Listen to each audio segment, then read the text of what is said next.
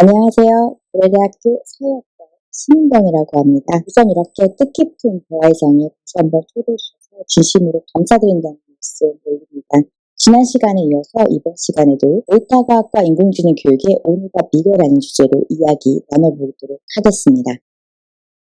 이번 시간에는 데이터과학과 인공지능 교육의 미래에 해당하는 부분을 이야기를 하려고 합니다. 지난 시간에 제 소개를 들으면서 사회학자가 법대에서 연구교수로 의대에서 펠로우 생활을 할 수 있었던 가장 큰 이유는 21세기 과학과 연구의 장이 바뀌었다. 그리고 그 변화의 중심에는 데이터가 있었기 때문이다. 라는 말씀을 드린 바 있습니다. 그렇기 때문에 사실은 어느 필드에서든 데이터를 다루는 능력이 매우 절실해졌다고 할 수 있습니다. 21세기를 위한 데이터 교육, 따라서 데이터 과학과 인공지능 관련 연구와 교육, 는 커다란 변화가 일어나고 있습니다. 코딩에 대한 이야기를 할 때, 특히 코딩 교육에 관한 이야기를 할 때 제가 항상 하는 이야기는 과거 한국의 영어 교육이 필수로 자리 잡던 시기와 지금의 상황이 매우 비슷하다라는 말씀을 드리곤 합니다. 세계화의 시대가 열리고 국경을 넘어서 다양한 사람들과의 소통이 업무의 중요한 부분으로 등장하기 시작하면서 전공을 불문한 우리 학생들은 영어 교육을 받았습니다. 그리고 대부분의 전공 교육을 받은 사람들은 영어를 이해할 수 있습니다.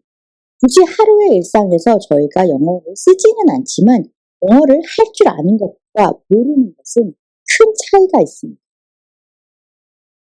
데이터를 다루는 코딩 기술 역시 이와 마찬가지입니다. 모두가 다 개발자가 되어야 할 필요는 없지만 대부분의 산업 및 업무가 데이터를 기반으로 하는 기술로 구현되기 때문에 데이터를 다루고 최소한으로 분석할 줄 아는 기술을 다루는 능력은 매우 필수라고 할 수 있습니다. 영어 공부가 영문과 학생들에게만 국한됐던 것이 아니듯 데이터과학과 인공지능의 교육이 컴퓨터학과 학생들에게만 중요한 지식의 영역은 아니라고 생각합니다.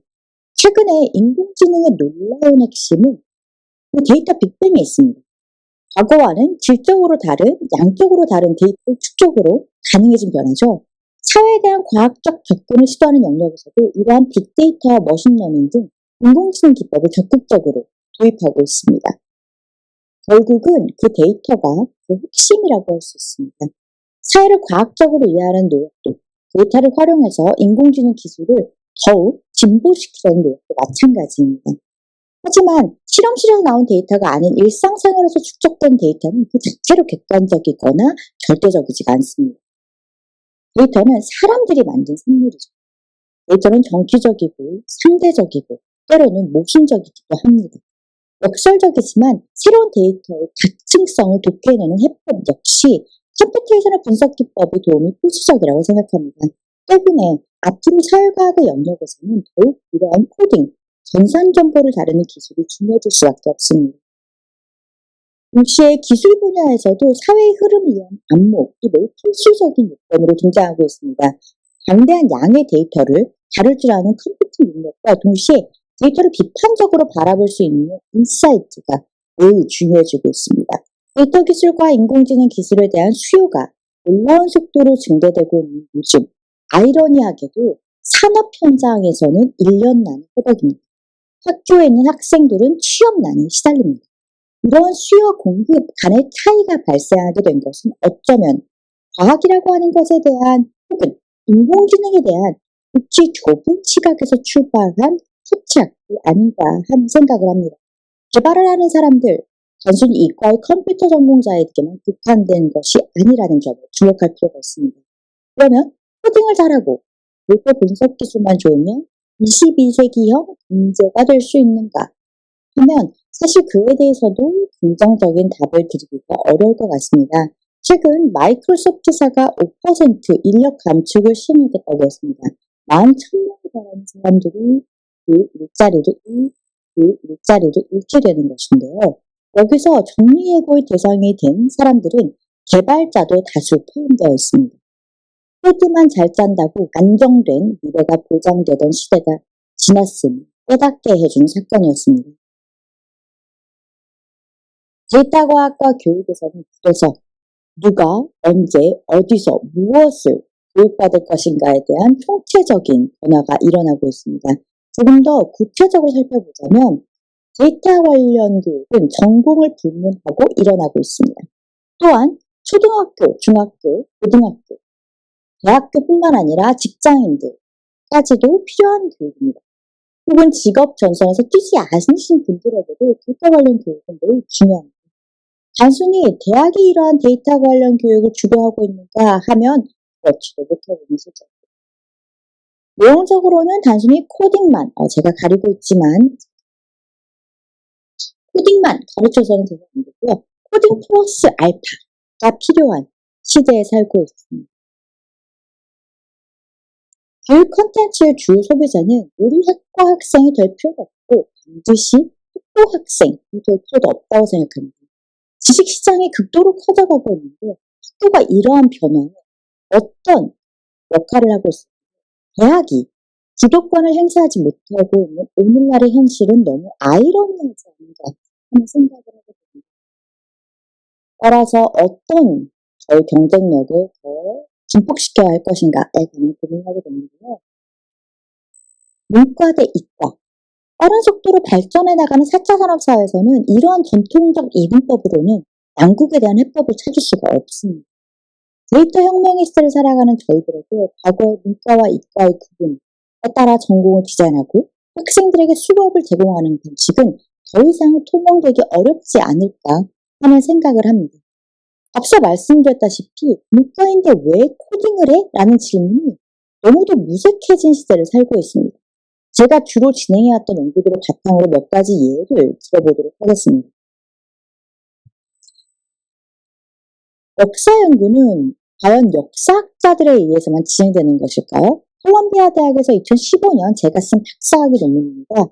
1895년에서 1945년까지 독립운동에 참여하셨던 사람들, 그 독립운동가들의 전기에서 네트워크 데이터를 추출해서 그들의 어떤 변화, 어떻게 저희가 저항운동에 50년 동안 연맥을 이어갈 수 있었던가를 보여주는 것인데, 이 역시 알카이브 역사 데이터를 컴퓨테이셔널한 기법으로 새로 우리가 몰랐던 부분들에 대한 이야기들을 해준 연구라고 할 수 있을 거고요.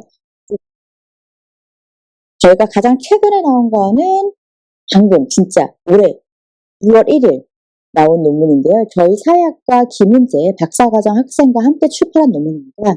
위안부 할머니들의 구술사 데이터를 활용해서 오럴 히스토리 데이터라고 하죠. 그 107명의 오럴 히스토리 데이터를 활용해서 할머니들이 어떤 고발, 그 당시의 전쟁 상황에서 참담했던 그 경험에 대한 고발을 하기까지 early disclosure가 되는 것인가, 혹은 후기 디스클로저가 되는 것인가에 있어서 대한 영향을 미쳤던 것이 할머니들이 가지고 있었던 네트워크 효과로 볼 수가 있었다. 이런 건 역시 과거의 오럴 히스토리 데이터를 컴퓨테이셔널 기법으로 전혀 다른 방식으로 접근했던 연구 중에 하나라고 볼 수가 있겠고요. 다른 예로서는 그러면 의료 데이터는 어떨까요? 의학 관련 연구는 병원에서 의사들에 의해서만 진행될까요? 제가 테라스 주립대 의대에 있을 때 진행했던 연구인데요. 이때는 저희가 소아과 병원에 방문하는 천식 아동 환자들이 입원 후에 어떻게 병원에 다시 입원할 것인가에 대한 예측 모델을 활용하는 건데, 사회적인 데이터와 병원의 메디컬 데이터를 접목시켜서 환자들의 사는 지역이 이 환자가 위험군인지 아닌지를 분류해내는 가장 중요한 척도였다라는 것을 밝힌 논문이었습니다. 그것은 2022년 10월반에 나온 논문인데, 유방암 환자들 역시 사는 지역에 따라서 환자들이 조금 더 어렵고 조금 가난한 동네에 사는 환자들일수록 같은 병기의 유방암을 겪더라도 좀 더 통증을 심하게 느낀다라는 연구 결과였습니다. 이 역시 의료 데이터를 사회적 데이터와 접목시켜서 분석했던 연구 결과이고요. 그러면 뉴스 관련 연구는 미디어학과에서만 진행해야 될까요? 제가 메르스 사태가 터졌을 때 대한민국에 메르스의 그 에피데믹 데이터와 트위터상에서 메르스를 언급하는 트윗 네트워크, 우리 요즘 인포데믹이라고 하죠. 인포데믹을 같이 분석하는 연구들을 또 수행한 바 있습니다. 연구들의 가장 기본적인 뜻은 사회적인 데이터를 바탕으로 그것이 미디어 데이터가 됐던 의료 데이터가 됐던 충분히 접목을 시켜서 새로운 인사이트를 발굴해내가는 연구라고 할 수 있는데요. 역사 데이터, 의료 데이터, 기술사 데이터, 뉴스 미디어 데이터, 소셜미디어 데이터, 혹은 인구 센서스 등 다양한 데이터를 통합해서 연구를 수행할 때 훨씬 재밌고 설득력 있는 결과들을 저희가 발견해낼 수 있었습니다. 나의 전공 테두리 밖으로 적극적으로 탐색하는 것이 매우 중요한 전략이지 않았나 생각합니다. 따라서 문과 vs 이과 이런 이분법적 접근이 아니라 상생의 동행이 필요한 시점에 서 있습니다.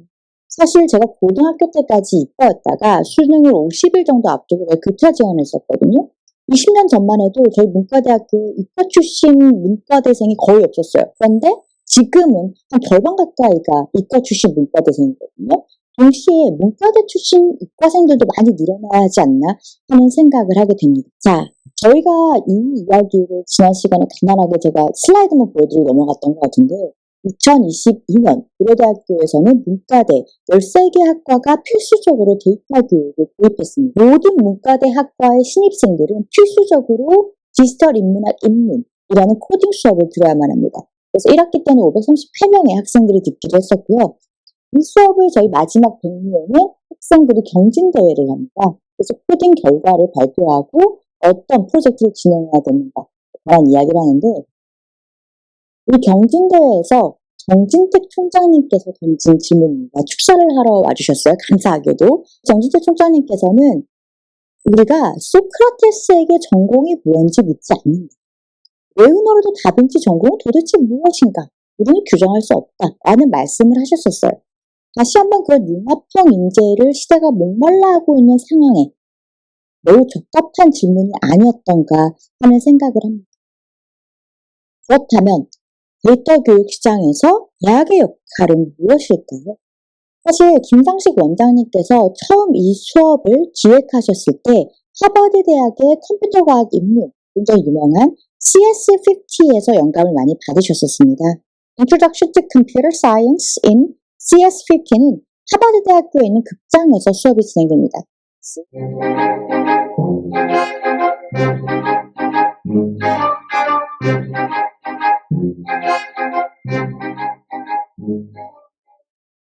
C, Python, HTML, CSS 등 프로그래밍 언어에 대한 맛보기를 제공하는 수업이었는데요.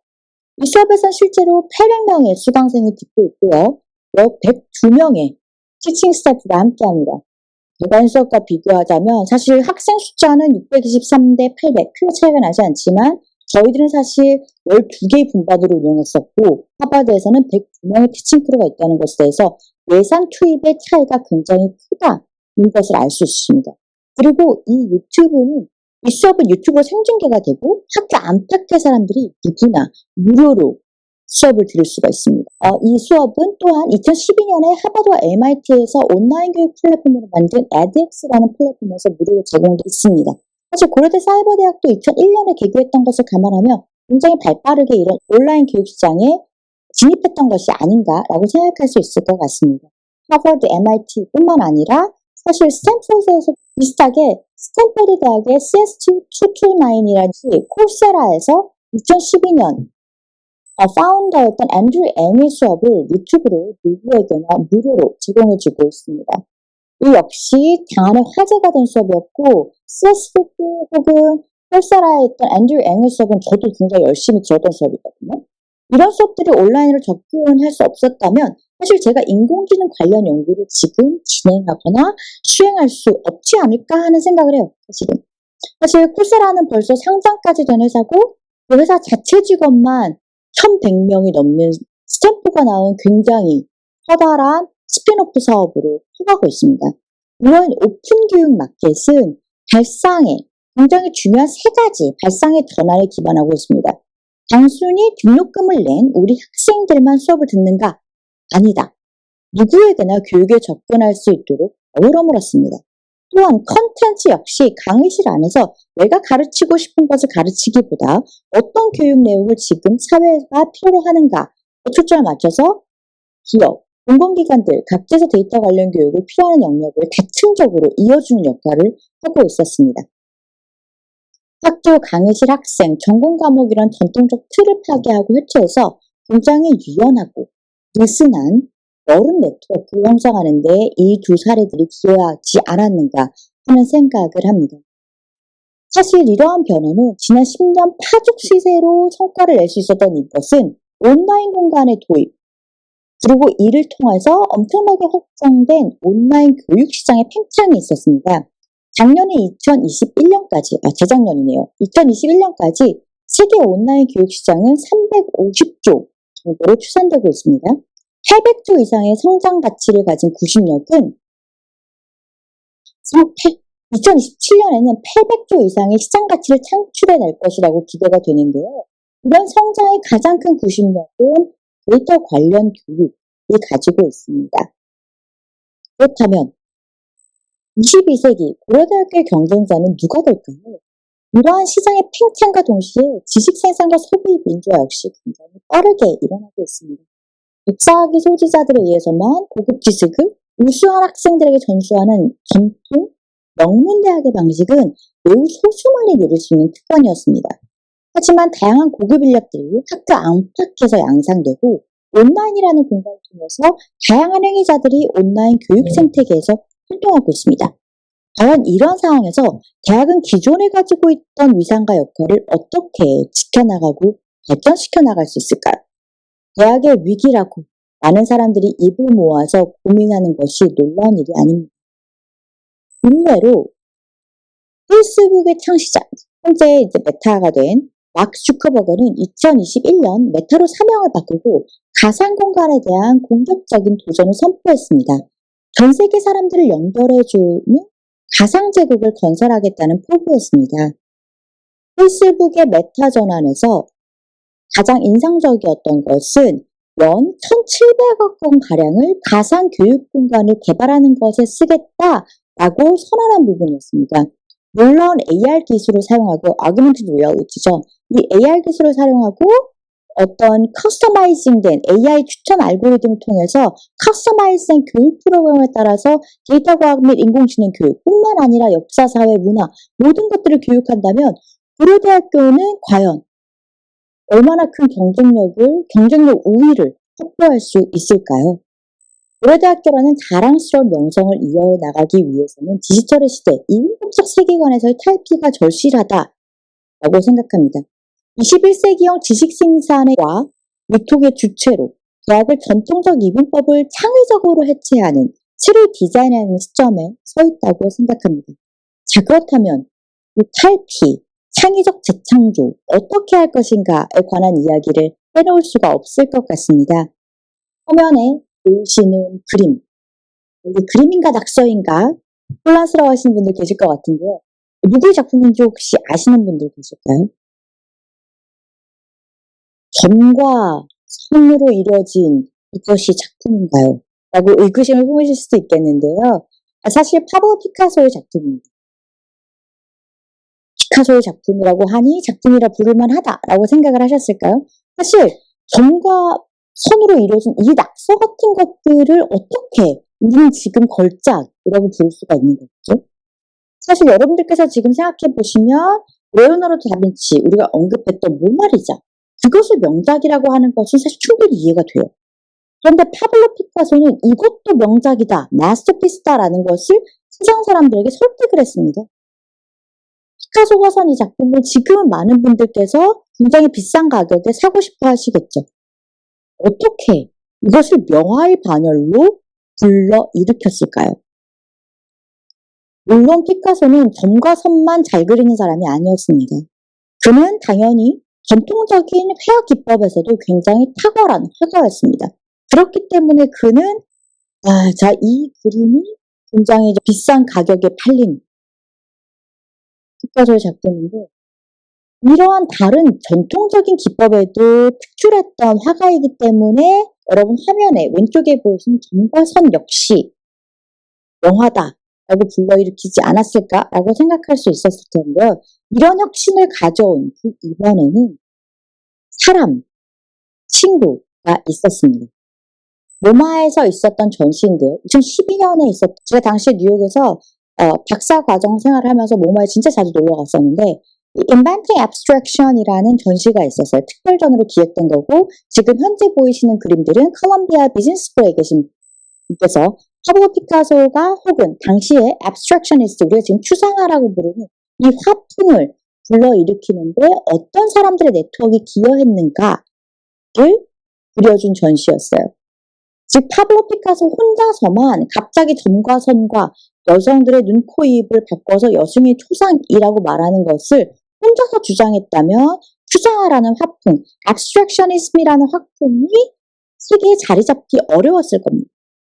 하지만 파블로 피카소는 이 추상화, inventing abstraction이라고 하는 과정을 뜻을 같이 하는 다른 동료 화가들, 예술가들과 함께 성취할 수 있었습니다.